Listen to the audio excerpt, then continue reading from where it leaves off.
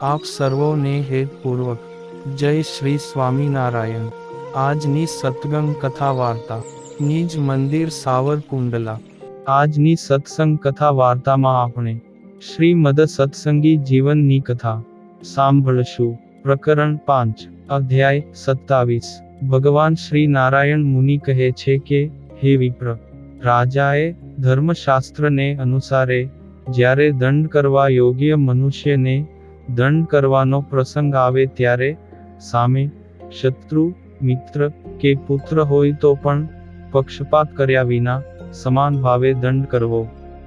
તેમાં પણ જો સ્મૃતિકારોના વચનમાં પરસ્પર વિરોધ આવે ત્યારે વ્યવહારને આગળ રાખીને ન્યાય કરવો તે બળવાન છે। તેમજ અર્થશાસ્ત્રની અપેક્ષાએ ધર્મશાસ્ત્ર બળવાન છે, એવી મર્યાદા છે। હવે શાસ્ત્રકારોના પોતાના જ શાસ્ત્ર વચનમાં કોઈ સ્થળે પરસ્પર વિરોધ દેખાય તો શું કરવું, તેના નિર્ણયનો હેતુ હું તમોને કહું છું।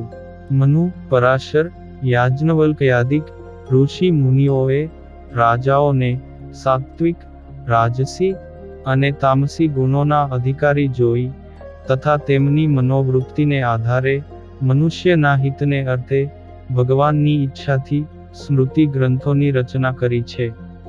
તેમાં જેવી પ્રકૃતિથી યુક્ત રાજા હોય તેને તેવા વચનોને અનુસારે દંડ કરવો ગમે છે। છતાંને પણ ધર્મનું શાસન કરતા વચનો અધિક બળવાન છે, એમ જાણવું।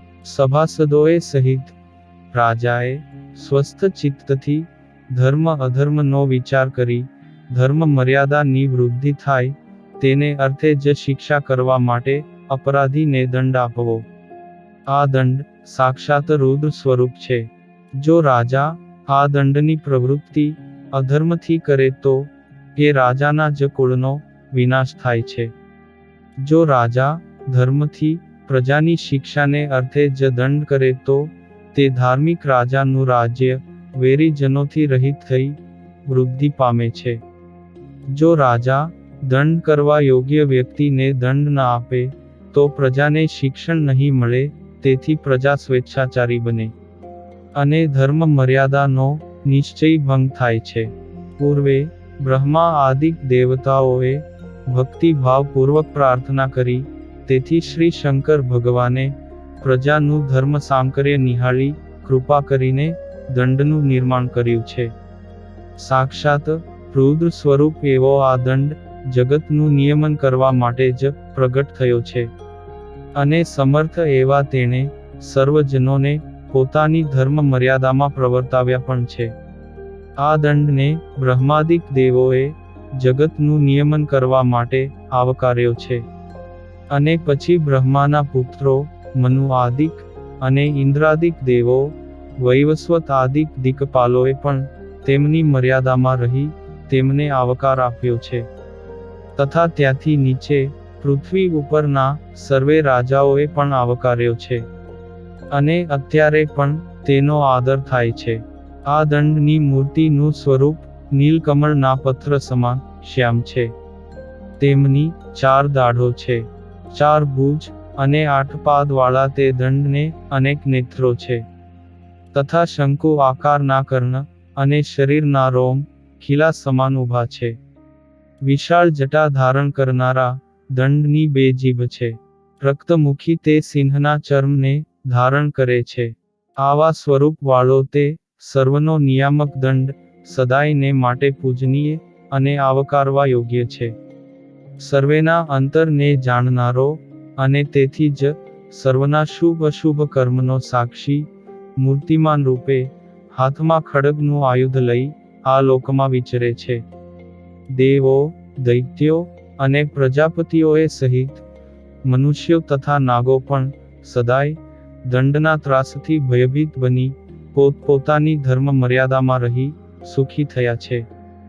જો આ લોકમાં દંડ ન હોત તો મનુષ્યો પરસ્પર એકબીજાને અતિ પીડા આપત, પરંતુ દંડના ભયથી કોઈ કોઈને હણતું નથી, એ વાત નિશ્ચિત છે અને તે દંડથી રક્ષણ પામેલી તે પ્રજા રાજાને વૃદ્ધિ પમાડે છે।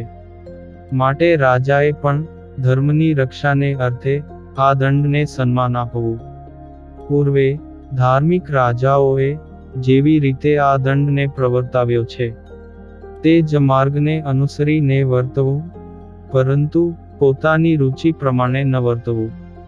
દંડનું વિધાન માત્ર શિક્ષા માટે છે, પરંતુ કોઈ પ્રાણીના વધ માટે નથી. તેથી જ રાજાએ પ્રજાને શિક્ષા આપી સન્માર્ગે સ્થાપન કરવી. ધાર્મિક રાજાએ દંડમાં વધ કરવા યોગ્ય બ્રાહ્મણોના વૈષ્ણવાદિક ચિહ્નોને ધારણ કરનારા પુરુષનો, અનાથ અને ત્યાગી સાધુનો પણ વધ કરવો નહીં. જો તેઓ બ્રહ્મ હત્યાદિક મહાપાપને કરે, રાજાનો દ્વેષ કરે, તો તેમના શરીર ઉપર પાપ ચિહ્નોને સૂચવનારા ચિહ્નો કરી પોતાના દેશથી હદપાર કરી કાઢી મૂકવા. રણ સંગ્રામમાં આવેલા આતતાયી બ્રાહ્મણાદિકને પકડીને કેદખાનામાં રાખવા, પરંતુ મારવા નહીં. રાજાએ જેમનો વધ કરવાથી પોતાની અપકીર્તિ થાય, તેવા પુરુષને પણ યુદ્ધમાં મારવો નહીં. તથા પોતાથી અસમાન પુરુષો અને પોતાથી અતિ નીચા જનો હોય તેમની સાથે પણ યુદ્ધ કરવું નહીં. હવે રાજાઓ માટે અપકીર્તિ લાયક વધને કહું છું તે સાંભળો. જેમાં થાકી ગયેલા, વયે પામેલા, શસ્ત્ર પ્રહાર સહન ન થવાથી રુદન કરતા બાળક, વૃદ્ધ ને રોગી સામે પણ લડવા માટે તત્પર ન થવું.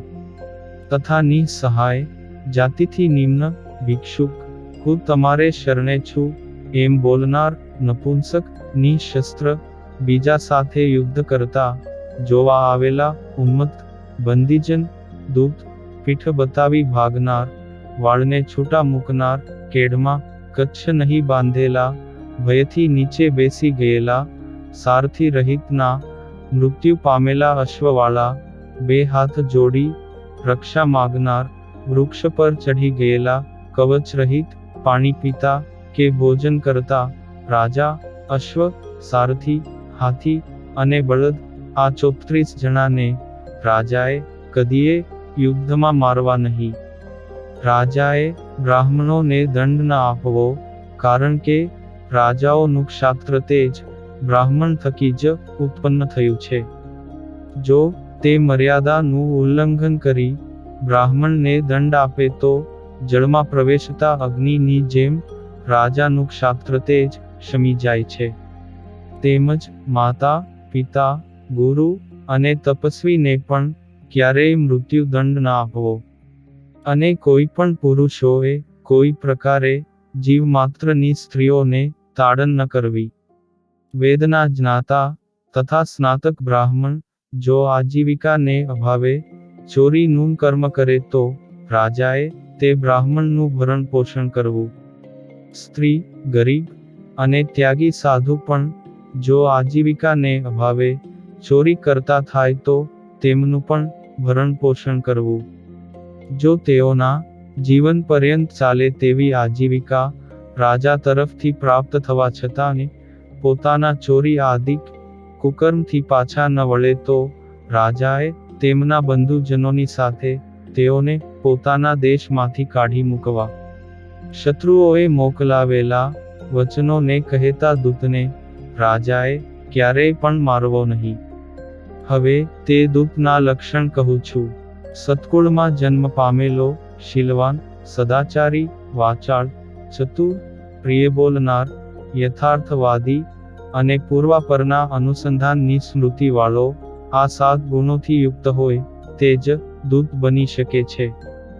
જો રાજા તેનો વધ કરે તો તે રાજા ધર્મભ્રષ્ટ થઈ નરકમાં પડે છે. દેવ મંદિર, બ્રાહ્મણ, રોગાદિકથી દુઃખી, ત્યાગી સાધુ અને અનાથની આજીવિકા વૃત્તિના સાધન જો રાજા હરી લે તો તે રાજા પોતાના મંત્રીઓએ સહિત કુંભીપાક નરકમાં પડે છે. તેમાં કાની સંશય નથી.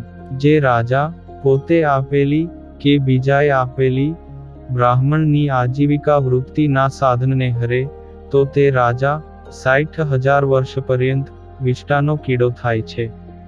જે મનુષ્યો અનાથ હોય કે દરિદ્ર હોય તેવા મનુષ્યો ઉપર તો રાજાએ કૃપા જ કરવી, પરંતુ ક્યારેય તેમને પીડા ન કરવી. દુર્બળ મનુષ્ય આપણને શું કરશે એમ સમજી તેમનો અનાદર ન કરવો, કારણ કે તેમની દ્રષ્ટિ તો તેમને પીડા કરનારા સામે વિષ સમાન કહી છે. તેથી દુર્બળને દુઃખ દેનારા રાજા પોતાના કુળને ભસ્મસાત કરે છે, તેમાં કાંઈ સંશય નથી. આ ઉપરાંત એવા જનોની દ્રષ્ટિથી ભસ્મ થયેલું પુનઃ અંકુરિત થતું નથી, કેમ કે દુર્બળને દુઃખ દેનારા રાજાને દૈવનો દંડ જ મારી નાખે છે. જે રાજાના રાજ્યમાં બળવાન જનોથી પીડા પામેલા ગરીબ નિર્બળ મનુષ્યોનું રક્ષણ કરનારા જો કોઈ હોતું નથી, તો તે દેશમાં રાજાનો વંશ મૂળે સહિત નાશ પામે છે. તેમજ બળવાન એવો કોઈ પણ મનુષ્ય દુર્બળ જીવને પીડે છે, તો તે અન્યાય જ બળવાનના કુળને મૂળે સહિત બાળીને ભસ્મ કરી દે છે. એવા દુર્બળ, દીન, અનાથ અને વૃદ્ધોના આંસુ લૂછવા, અન્નાદિકથી તેમનું પોષણ કરવું અને પીડા આપનારા થકી તેમનું રક્ષણ કરવું, એ જ રાજાનો ધર્મ કહેલો છે. રાજાએ કામ, ક્રોધ, લોભ, ભય અને દ્વેષને વશ થઈ ક્યારેય પણ ધર્મનો ત્યાગ ન કરવો, કારણ કે સર્વે રાજાઓ ધર્મથી જ દિવ્ય લોકને પામ્યા છે. હે વિપ્ર, આ કારણે જ આ લોકમાં યુધિષ્ઠિર આદિક મહાન ધાર્મિક રાજાઓએ પોતાનો ધર્મ ત્યાગ ન કર્યો. તેથી અત્યારે પણ તેમની ઉજ્જવલ કીર્તિ વિસ્તાર પામેલી જણાય છે. ઇતિ શ્રીમદ સત્સંગી જીવને નારાયણ ચરિત્રે ધર્મશાસ્ત્રે પંચમ પ્રકરણે રાજધર્મનો ઉપદેશ કરતા ભગવાન શ્રી હરિએ કહેલા રાજધર્મમાં દંડના નિરૂપણ નામે 27મો અધ્યાય સંપૂર્ણમ. અને હવે પછીની કથા વાર્તા આપણે આગળના ભાગમાં સાંભળશું. અત્યારે આપ સર્વોને ભાવથી જય શ્રી સ્વામિનારાયણ.